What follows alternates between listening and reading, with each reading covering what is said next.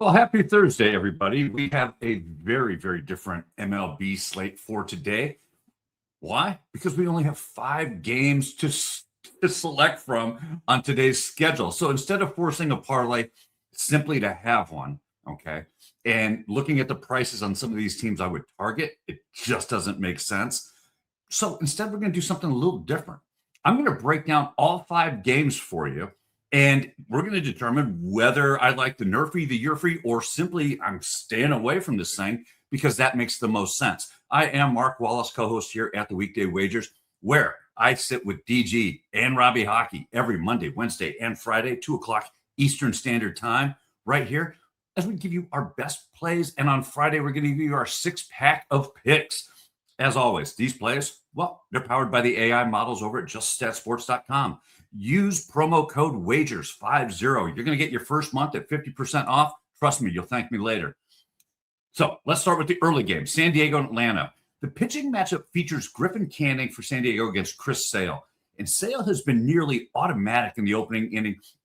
He has a perfect 9-0 home NRFI record. He owns a .89 first inning whip. He hasn't issued a walk. He's held opposing hitters to a 242 batting average with a 227 WOBA. San Diego, they haven't done anything on the road either. They've only scored 5 first inning runs over the last 30 days. And normally that would give us a great starting point for a NRFI. But Griffin Canning's numbers make it difficult to trust the other half.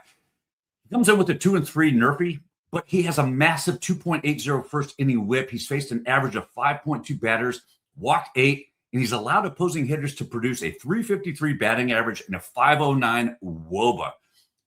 That's a huge ask against an Atlanta offense, to try to keep them off the board when Atlanta is batting 333 in the first inning.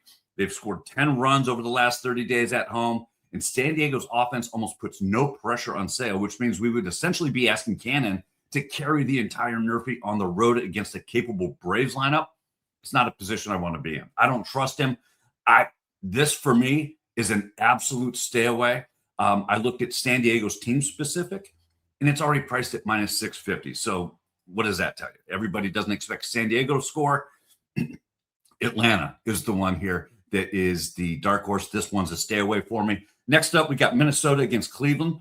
And this is where I actually lean to the YRFI. If I'm going to have any play on this game, I'm going with the YRFI. Why? Because Taj Bradley owns a 4-7 NRFI record with a 1.73 first inning whip. Again, sky high first inning whip. He's allowed 10 hits. 3 of those were home runs, 9 walks, and opposing hitters are having a 380 WOBA against him. I mean, that is all the recipe for a YRFI. Cleveland, though, they've been productive at home over the last 30 days. They're batting 288 with a 381 WOBA, 4 home runs, 9 first inning runs. And on the other side, Gavin Williams has been excellent. He's 9-1 NRFI with a .70 whip and a 143 opponent batting average and a 213 first inning WOBA here. So why do I like the YRFI in this one? The problem is that he's facing the hottest first inning offense in all of baseball right now in Minnesota, in the Minnesota Twins. They have scored 11 first inning runs over the last 30 days, which is more than double the league average for road teams. The Twins are batting 289 with a 427 WOBA. They've had 4 home runs over the last 30 days, 6 walks, and Williams' numbers are strong, but Minnesota is producing too much early offense to ignore. Between Bradley's struggles against a productive Cleveland lineup and the Twins' the way that they have been just crushing lately, the only direction I would consider here is the YRFI. Our third matchup, Tampa Bay against Toronto. And yes, they blew our tickets for us yesterday. Still pissed off about that one. But this is another game where the pitching numbers point toward the YRFI here. Ian Seymour gets the ball for Tampa Bay. He's got only 2 road starts. He's a 1-on-1 NRFI. He has a 150 first inning whip. He's allowed 2 hits, but he also has surrendered a home run, and opposing hitters have produced a 444 WOBA against him in just 2 starts. Toronto is going with Shane Bieber, who he has a 1-2 NRFI record. All right. He also has a sky-high 2.33 first inning whip. He's faced an average of 5.3 batters in the first inning, and opposing batters are hitting 357 with a 43 WOBA. Those are not numbers that make me eager to trust him in the NRFI spot at all. This thing leans and points towards YRFI. Tampa Bay is batting 298 with a 384 WOBA. Toronto has only scored 3, but the Blue Jays are still batting 290, and they're the ones that scored yesterday. So this is a tough one with both pitchers carrying really elevated whips and both offenses creating traffic. There's simply too many ways for an early run to cross the plate here. I would never bet the NRFI in this one. If anything, this one's a YRFI. Now, we go to Arizona and St. Louis, where the NRFI, I love it here. Brandon Pfaadt has delivered a NRFI in all three of his starts. He's allowed only one first inning hit, hasn't issued a walk, and owns an outstanding .33 first inning whip. Opposing batters hitting just 100 against him with a .089 WOBA. Michael McGreevy on the other side has been just as reliable for St. Louis. He's got an 8-1 NRFI record, .89 whip, and he's held opposing batters to a 167 batting average while only allowing 5 hits. Yes, one of those was a home run, but I still trust him here. Both offenses have shown some first inning production, but Arizona and St. Louis each scoring 8 runs over the last 30 days. Arizona is batting 309. The Cardinals are at 273. So this isn't an automatic play, but based on the pitchers here, I think we can trust the pitchers' arms to get us through in cash, especially since they've done that in 11 of their combined 12 starts here.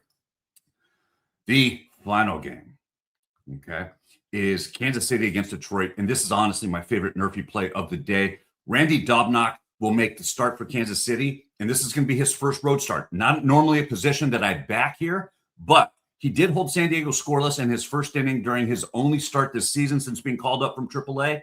And he's got a Detroit offense now that literally is just as anemic as San Diego's. The Tigers are batting only 156 at home over the last 30 days. They have a 225 WOBA, 3 first inning runs. They also have been held scoreless in 74% of their home games this season. That gives Dobnak a manageable path to get through this first inning untouched. Troy Melton handles the other side of this. Well, look, he has a 2-2 NRFI record. He does have a .50 first inning whip. He's only allowed 2 hits without issuing a walk. Kansas City needs to make contact. They can make contact on the road. They got a .302 average with 16 hits, but the Royals haven't turned those opportunities into much run production. So I like that one for a full inning play. To recap, San Diego, Atlanta, it's a pass for me. Okay. Minnesota, Cleveland, Tampa Bay, Toronto. If anything, I'm playing the YRFI there. Arizona and St. Louis, solid NRFI. Kansas City, Detroit, my favorite full inning NRFI. Make sure you like the video, subscribe to the channel, and join us live for Weekday Wagers every Monday, Wednesday, and Friday. This is a little extended NRFI video. Why? Because we have 5 games to cover, and you have what I am on and what I'm staying away from for today's MLB slate. Best of luck.